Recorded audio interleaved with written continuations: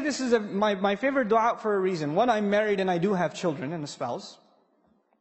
But two, all of us have to appreciate the power of this dua because of the crisis of the world today. The world's fundamental institution of family is under attack. Most of the people here, even Muslims, are not immune from this problem. In many of our homes, the storm that I said, when you find coolness of the eyes, you find refuge from the storm. The storm is not outside the house. The storm is inside the house. And you have to get away from home to get away from the yelling and the screaming and the name calling and the insults and the depression and the sadness and the friction between husband and wife and parent and children. Our homes are broken. Brother is not talking to brother. Parents are not talking to children. How many of all the shuyukh, I can bet you, I can almost guarantee you, all of the speakers that have come to this conference, some mother, some father, some husband, some wife has come up to them and said, I've got this problem. I can't talk to my kid. He yells at me. We can't talk anymore. He's doing these things, I don't know how to stop him. My husband, my wife this, my husband this. Subhanallah. This is a crisis inside the home. And what better dua to ask? The exact opposite. You know, the family has become a place of sorrow, of depression, of sadness, of anger, of rage. People feel like they want to escape it. And here Allah tells us to ask so perfectly, so eloquently, that the home should become the place of refuge. It's like the outside world is a storm. And you suffer on the outside, and your refuge, your safe haven, is those doors in your home, is your spouse, is your children. When you see them, your worries disappear. But for most of us, when you see them, your worries begin.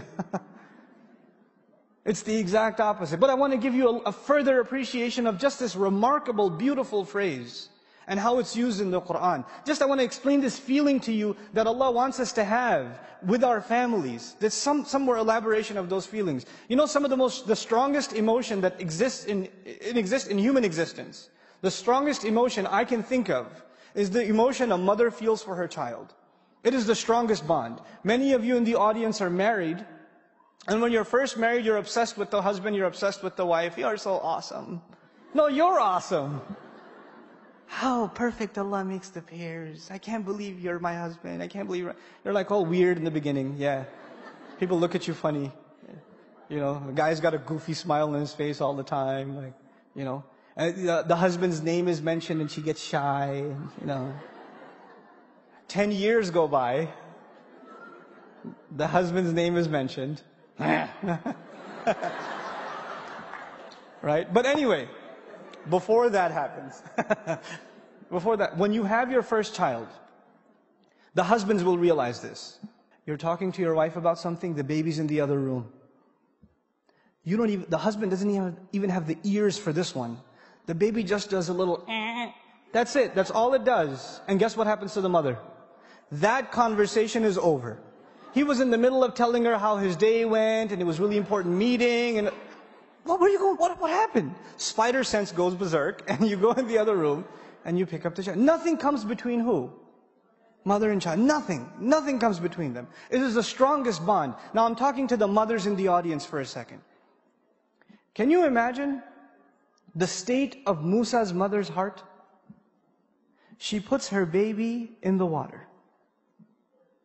You can't even leave your child outside in the hall. You start calling your husband, where is he? Where is he? Where is he? Have you seen him? Have you seen him? Where is he at? You can't stop. You're 30 minutes late picking your child up from school. What happens to you? You know. I know, because I've been late picking up my kids from school before. So I know what my wife goes through. You didn't make it to the airport in time. Right? You haven't seen your kids. You know, even mothers, they're in the home and they can't see the child. Where'd you go? Abdul Kareem, where are you? I'm in the bathroom, Mom, relax, I'm here. But there's this desperate, can you imagine her feeling? She's putting her child in what is apparently certain death, because what's behind is even more graphic.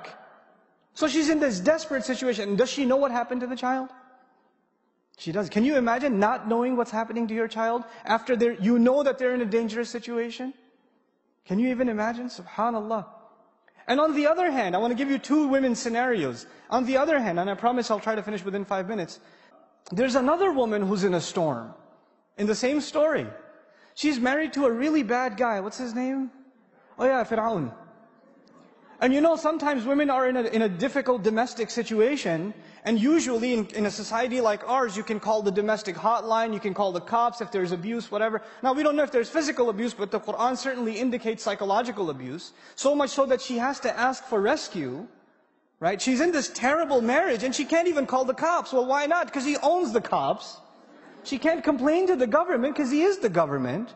She's got nowhere to turn, so the only place she can turn is who?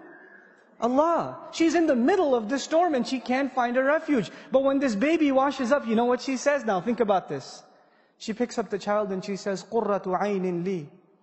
He'll be the coolness of my eye for me. He will be my refuge from the storm.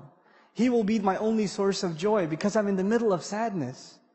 She's with this child, this motherless woman, this childless woman is with this child now, and all of a sudden all her problems disappear. That's her first reaction to this child. Now, one more thing. One last thing. Just about this coolness of the eyes. And why this dua is so beautiful and powerful and eloquent. You know, when a mother has lost her child, which in this case she has, and she is reunited with her child.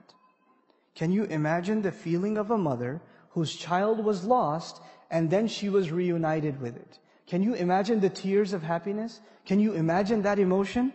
Now understand how Allah describes that emotion. Allah tells His favor to Musa alayhi salam. He says, فَرَجَعْنَاكَ إِلَىٰ أُمِّكَ كَيْ تَقَرَّ عَيْنُهَا وَلَا تَحْزَنْ. So we returned you to your mother, so her eyes could become cool. So her eyes would, Allah is describing the most amazing joy, the most amazing relief, the most indescribable feeling in the heart of a mother. And what expression does He use? The coolness of the eyes. And so we ask Allah, give us from our spouses and our children coolness of eyes. That's what we ask Allah. When somebody said, I want to get married, go further. Not just get married. I want to get married to a spouse that will cool my eyes. That I'll be the coolness of their eyes and they'll be the coolness of mine. وَمَنْ تَابَ وَعَمِلَ صَالِحًا فَإِنَّهُ يَتُوبُ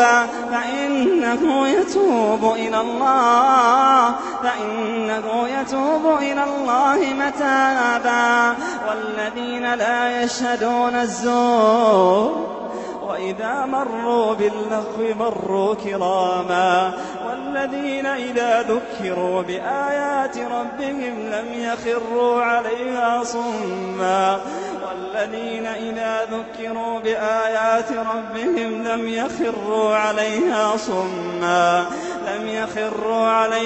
صُمًّا وَعُمْيَانًا وَالَّذِينَ يَقُولُونَ رَبَّنَا هَبْ لَنَا مِنْ أَزْوَاجِنَا وَذُرِّيَّاتِنَا قُرَّةَ أَعْيُنٍ والذين يقولون ربنا هب لنا من أزواجنا وذرياتنا قرة أعين واجعلنا للمتقين إماما أولئك يجزون الغرفة